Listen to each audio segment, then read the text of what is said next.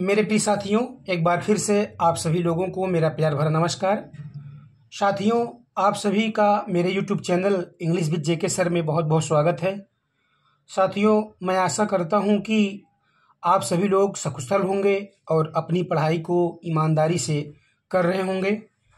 साथियों, आप सभी को पता होगा कि मैं अपने इस चैनल पर अभी केवल इंग्लिश लिटरेचर के वन लाइनर के 10 क्वेश्चंस की ही तैयारी कराता हूं, जिससे कि आपको किसी भी प्रकार का कन्फ्यूज़न ना हो और जो क्वेश्चंस मैं देता हूं वह परीक्षा की दृष्टि से इम्पॉर्टेंट हैं। तो चलिए साथियों, आज की इस वीडियो की शुरुआत हम अपने एक कोटेशन से करते हैं।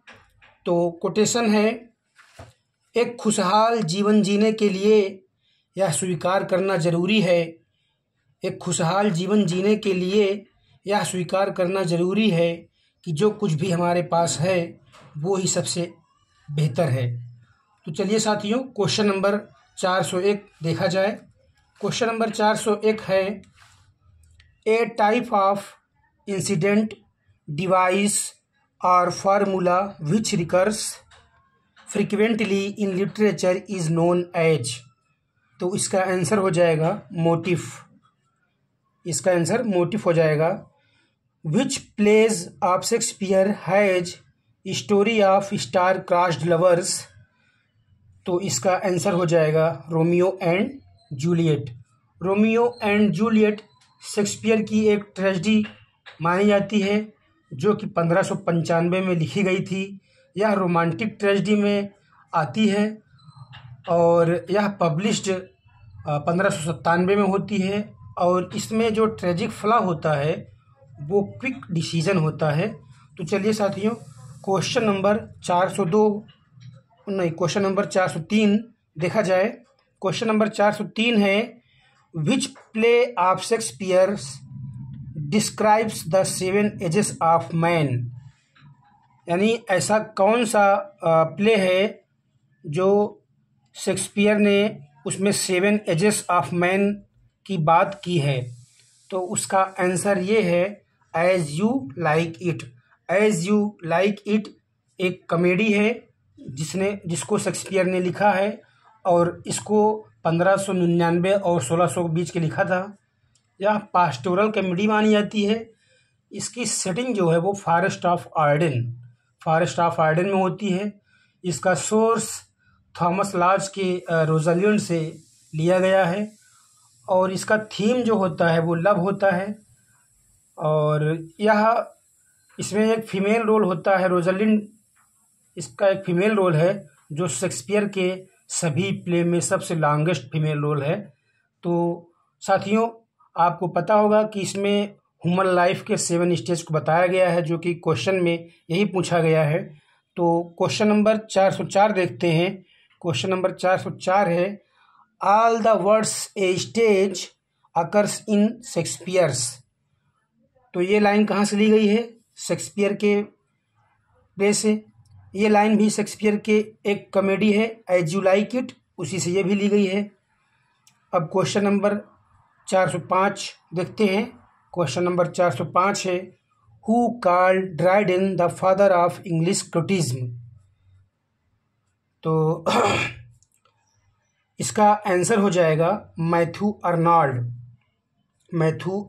ने ड्राइडेन को फादर ऑफ इंग्लिश क्रिटिसिज्म कहा है। और फादर ऑफ क्रिटिसिज्म किसको कहा जाता है? तो आप सभी लोग इसका आंसर कमेंट बॉक्स में ज़रूर दीजिएगा। अब क्वेश्चन नंबर 406 है। क्वेश्चन नंबर 406 देखते हैं। Question number 406, After Milton went blind, he was able to compose poetry by using। तो इसका आंसर हो जाएगा डिक्टेशन। इसका आंसर डिक्टेशन हो जाएगा। अब क्वेश्चन नंबर 407 है, the mind is its own place and in itself can make a heaven of hell and hell of heaven। The above lines are taken from. तो यह line कहाँ से ली गई है? तो यह लाइन जॉन मिल्टन के एक फेमस एपिक पैराडाइज लॉस्ट से ली गई है और यह लाइन किसने कहा है? यह लाइन सटन ने कहा है। हम आपको पैराडाइज लास्ट के बारे में कुछ बताना चाहेंगे। पैराडाइज लास्ट 1658 से 1665 के बीच में लिखी गई और पब्लिश्ड 1667 में हुई विथ 10 बुक्स के साथ, और यह रिपब्लिश्ड हुई थी 1674 में विथ 12 बुक्स के साथ, और यह ग्रैंड स्टाइल में लिखी गई है और इसका थीम होता है फॉल ऑफ मैन। तो चलिए साथियों, क्वेश्चन नंबर 408 देखा जाए। क्वेश्चन नंबर 408 है, Milton was also influenced by Fletchers. तो इसका आंसर हो जाएगा Christ, victory and triumph. Christ, victory and triumph. अब क्वेश्चन नंबर 409 है। क्वेश्चन नंबर 409 देखते हैं। क्वेश्चन नंबर 409 है, सैमसन एगोनिस्टस इज ए। तो सैमसन एगोनिस्टस क्या है? यह एक क्लोजेड ड्रामा है। सैमसन एगोनिस्टस के बारे में बताना चाहेंगे।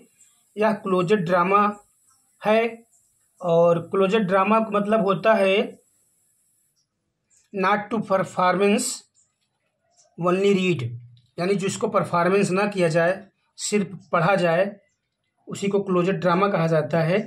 और सैमसन एगोनिस्टस के बारे में बताना चाहेंगे। यह 1671 में लिखी गई थी। इसमें 4 एक्ट्स होते हैं।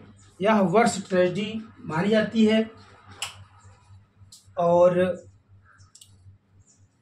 यह ब्लैंक वर्स में लिखी गई है और यह tragic on the Greek model पे बेस्ड है। तो चलिए साथियों, क्वेश्चन नंबर 410 देखा जाए। क्वेश्चन नंबर 410 है, John Milton's L'Allegro and Il Penseroso are companion poems and are both written in. यानी जो जॉन मिल्टन ने एल एलेग्रो और आई एल पेंसरेसो जो ट्विन पोएम्स के नाम से जानी जाती हैं, इसको किस फॉर्म में लिखा है? तो इसको लिखा है टेट्रामीटर कपलेट्स में। तो एल एलेग्रो 1632 में लिखी जाती है और आई एल पेंसरेसो भी 1632 में लिखी जाती है। दोनों पास्टोरल पोएम होती हैं।